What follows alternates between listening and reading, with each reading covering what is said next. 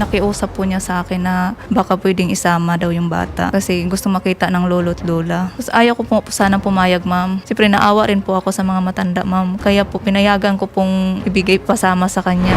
Asan po ba yung bata ngayon, sir? Yung 2 taong gulang po ninyong anak? Nandun po sa nanay ko, ma'am. Di pa kasi ako nakauwi, ma'am. Nasa maayos na kalagayan yung bata, ma'am. Hindi naman katulad dati na medyo sobrang payat sa dyan. Sinabi niya, mabuti pang dalhin mo na lang yung anak mo kasi wala akong pakain yan dito. Suportado po talaga ako, sir, nung nagsusuporta pa sa akin kahit nung ano pa. Sinasabi mo sa akin na may iba kayong lalaki. Opo, sir. Meron po talaga ako, alam sir. po ni Arnel yun. Opo, sir. Nakausap na namin yung DSWD, pupuntahan kayo agad-agad, ma'am. Yung reporter namin na alalayan kayo dun sa assessment, mapakita nyo dapat na kaya nyong alagaan lahat ng anak ninyo. Opo, sir. Ang gusto ko po, mapa-assess po both sides para maging patas din po. Sige po, ma'am.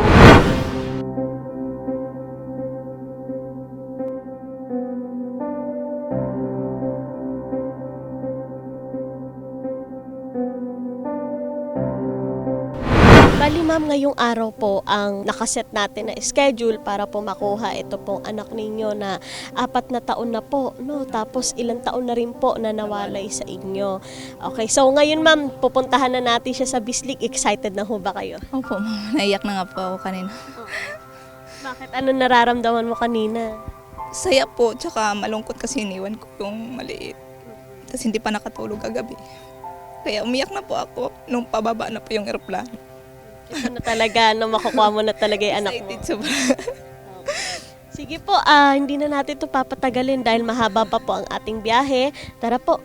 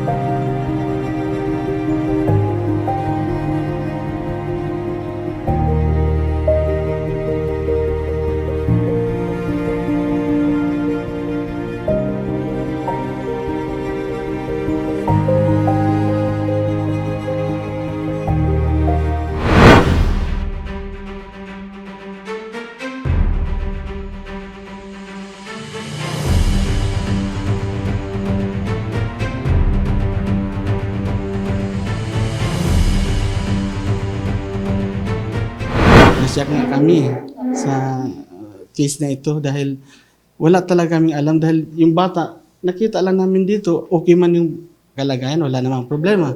Yun pala, meron na palang case na ganito. So, ngayon, sila mismo talaga ang mag-usap para malaman natin kung saan talaga yung bata pupunta. Sa nanay ba o sa tatay ba? Pero sa amin palagay, sa Lucas nasa ang kustodya ng bata nasa nanay. Meron na rin pong assessment from CSWD po ng Tagum na mapupunta nga po ang custody kay Ma'am Rosie. Ngayon, sir, willing po ba kayo na ibigay na po itong bata po kay Ma'am Rosie? Actually, ma'am, sa amin naman, okay naman po sa amin. Dahil naman talaga siya. Yung hinihingi lang po namin, kung gusto po namin na makita o makuha yung bata kahit mga buwan o linggo, gano'n. Ang ano lang namin, sana operate sa kanya na makuha. Wala nang po problema, ma'am, kung gano'n sana ginawa niya, ma'am, eh. Kasi gano'n yung kung pangako niya, eh. Pero ako, di ba, ilang years, hindi na talaga niya pinakita sa akin. Doon po ako na gano'n, ma'am, kaya ginawa ko po itong action na to. Kasi no choice po ako, eh. Layo-layo niya, wala naman akong alam sa lugar na to, eh. Kaya po ako lumapit sa inyo sa Kapitol po. Kasi no choice na talaga ako. Hindi na sila mapunta. Pero may ipapangako nyo ba, ma'am, na ipapakausap nyo rin po yung bata? Sa akin po, wala problema po. Pero yun sa ginawa niya kasi nagsalita kayo ng ganyan ngayon, pero bakit gano'n ginawa mo? Yan na naman nangyari. Wala ka sana problema din. Kung gano'n na sana ginawa mo eh. Di ba sabi mo? Tumaan na yun. Kung ilang araw sa panay ka pa nga, di ba? Nagbibigay pa, pero may 5 days, wala na. Hanggang 2 years, wala na talaga, di ba? Tapos magtaka ka ba't nandito ngayon? Huwag kang magtaka kasi di ba sinabi ko naman sa'yo? Tapos pinagmalaki mo na hindi ko na nakukuha anak ko, hindi ko na makikita. Kasi alam mo na wala talaga akong kakayahan pumunta rito. Nung nagsabi ka sa iyo na kailangan mo ang picture sa bata, pinapicturean ko. Sabi kasi ni Erwin, hindi daw niya matandaan yung Si mukha Lina, ng anak sabi ko. mo si Lina, nandito, hindi naman kami nandito. Hindi naman kami nakita ni Lina. Wala nang nanay, matapos tinayuan mo pa. Pinasa mo sa nanay mo. Hindi ko yung nilayuan, Los. Paano hindi nilayuan? Ang layo mo din. Sa Davao ka dito, nandito yung anak mo. Linggo-linggo ko yung binisita. Alam nila yun dito. Linggo-linggo ko yung Wala na lang nanay, dito kasi nalisan mo pa.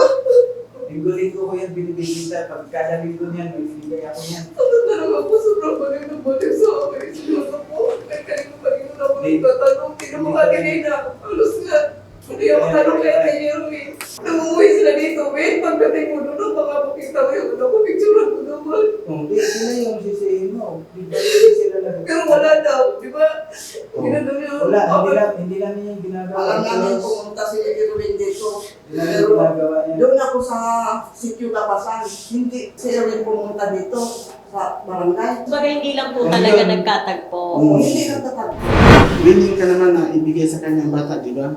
Opo. So, pwede ka rin bumisita sa bata. Pero huwag mo siyang dalhin dahil malayo dito. Sabi niya malayo. Pwede rin mga siguro sa isang buwan, sir. Istorya ba? Istorya lang. Makakita may bisa sa picture man lang. Video call. Video call. Video call. Nasa video call tayo. Sige, pwede. Pero kung sabihin mo na kunin mo doon, dalhin mo dito, kahiramin mo. Huwag, kasi malayo ayaw. Hindi kung kung sa makaya lang, na pwede rin namin mahawakan yung bata, mga isang buwan, pwede rin namin ibalik. Pwede kayo pumunta doon. Bibisita na lang kayo doon. Pero kung ako gabi yung pupunta dito, Hindi na ikaw mag-usap na. Bigay mo na yung bata sa kanya, then bibisita ka doon sa Luzon sa bata. Pero hindi ka pwede kung dalhin mo yung bata dito sa Mindanao. Oh, yun ang gusto niya. Yun talaga ang Ang sunod. importante nga, mamonitor na mo.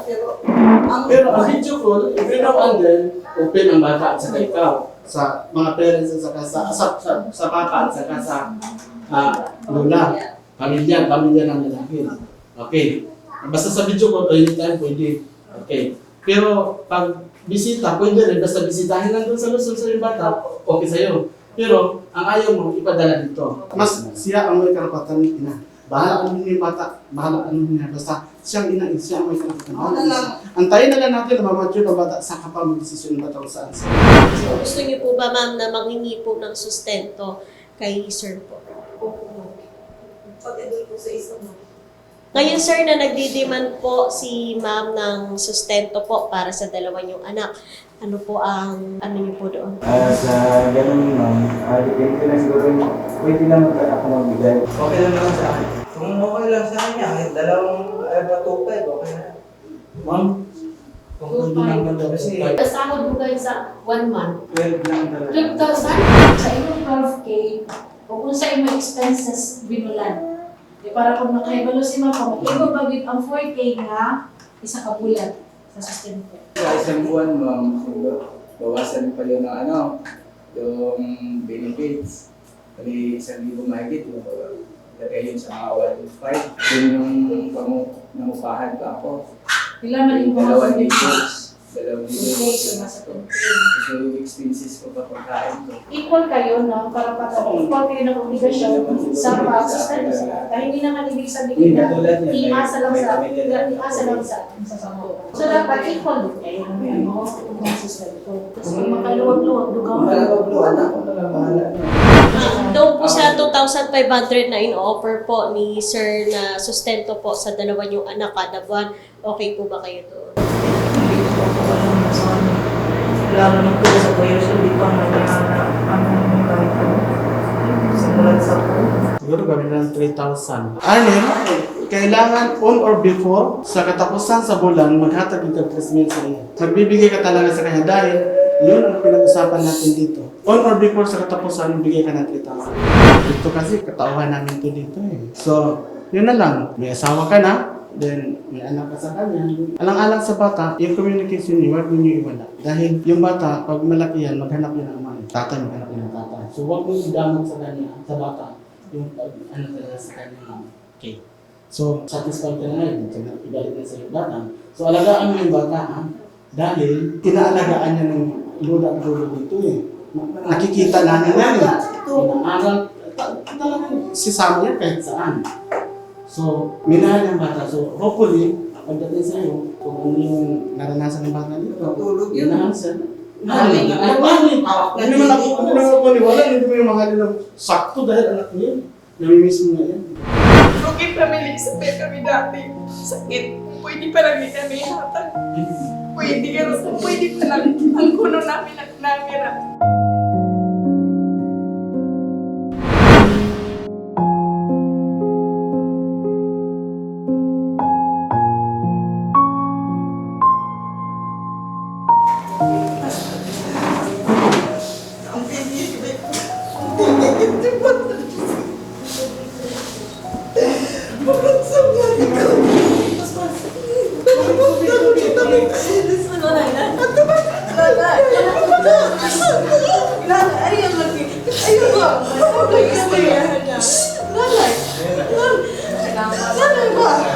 Relax lang.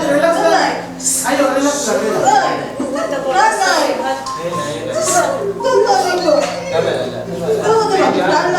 Wala sa mag-video po sa mas tupil. Sino nawara? Tama diba? Tama siya. Tama yung pagkita si Nino. Tama siya. Sige na. Si Pita din. Sige na. Kinunta na ako yung hatag. Sige na.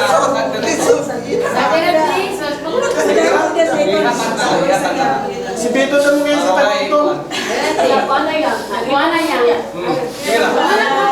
Kasi ang kitin sila ka na anak. Anak na Sige na. Ayaw na. Ano po, ano sa ngayon? Sus, makaakila niya sa jabay sa game. Babay na po.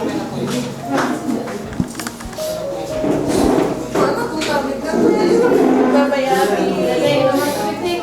Ano si Aaron? Kasi nandito. Es from pizza.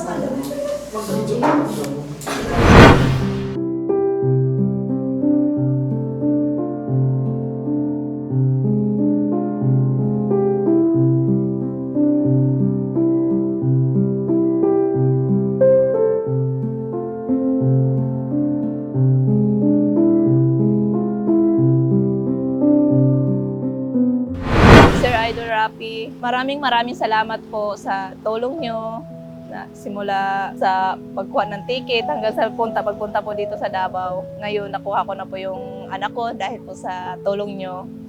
At nagpapasalamat din po ako sa magulang ng ex ko na siya po yung nag-aalaga sa apo niya. Na kahit pa paano, nagkaayos naman po kami. Na maganda naman po ang namin ng mga kapatid niya. Nakuha ko yung anak ko, binigay naman po nila ng maayos na walang gulo po. Nay, maraming salamat po. Hindi ko naman po ipagdamot sa inyo. Magbibideo call po kayo ng apo nyo, makikita nyo rin po siya lagi. At saka yung isa na inewan po sa akin ng anak nyo, makikita nyo rin po. Maraming salamat po. Wish ko po sana, Sir Idol Rapi, marami pa kayong taong matutulungan na katulad ko na nawawalan ng pag-asa. Kagaya ko noon, nawalan na pong pag-asa. Pero dahil po sa inyo ay ito po, masaya po ako, Sir Idol Rapi. Maraming salamat po talaga.